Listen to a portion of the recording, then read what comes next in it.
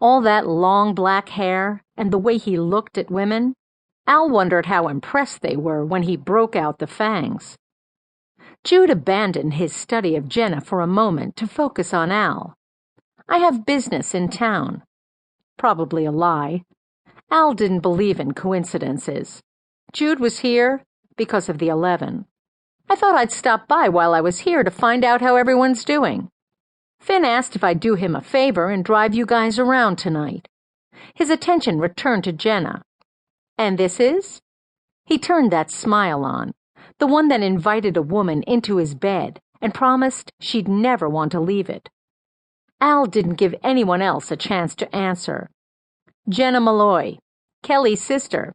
You remember Kelly." There was no reason for the anger bubbling inside him. None at all. And yet, there it was. He focused on inner calm, trying to convince his soul that there was nothing for it to attack here. He was lying, and his soul knew it. Gleaming eyes watched from that cave in his mind. Jude stepped past Al and moved over to Jenna. "Hi, Jenna. I'm Jude. I'm going to enjoy tonight." The vampire oozed sensuality from every undead pore. Al's soul inched closer to the mouth of the cave. It sensed real possibilities in the situation. Al forced his feet to stay in one spot when all he wanted to do was stride over to the vampire, pick him up, and heave him through Finn's expensive condo window. "Al!" Finn's sharp warning came at the same moment Jude and Jenna turned their gazes on him. Jenna looked scared. Not surprising, since she'd picked up on his emotions when he was careless before. Jude just looked amused. "I have a question." She smoothed her fingers over her jeans with fingers that shook slightly. Her voice didn't shake. "Why am I feeling the same emotions Kelly told me she felt when she first met Ty?" Al looked at Finn. No way was he touching that question, even if he was the cause of it.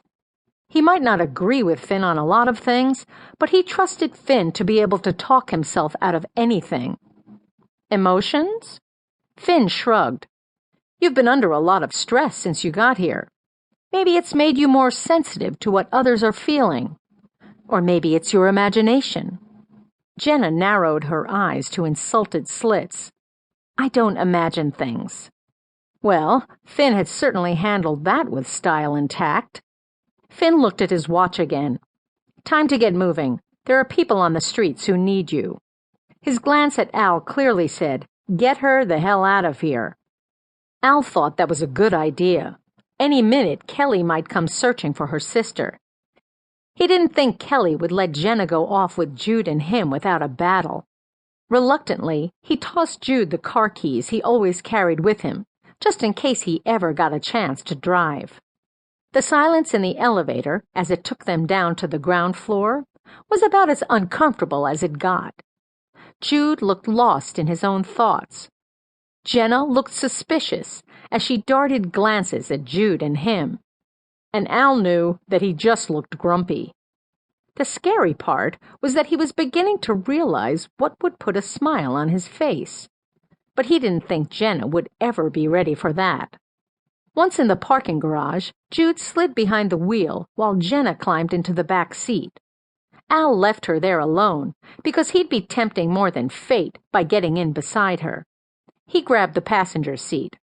And as they drove into the night, Al wrestled with a whole bunch of conflicting emotions. He didn't like her, but he admired her courage. He didn't like her, but he longed to be on more than speaking terms with her luscious body.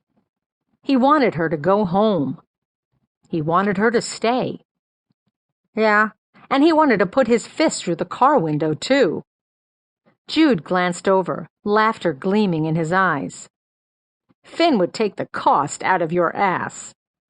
Al agreed.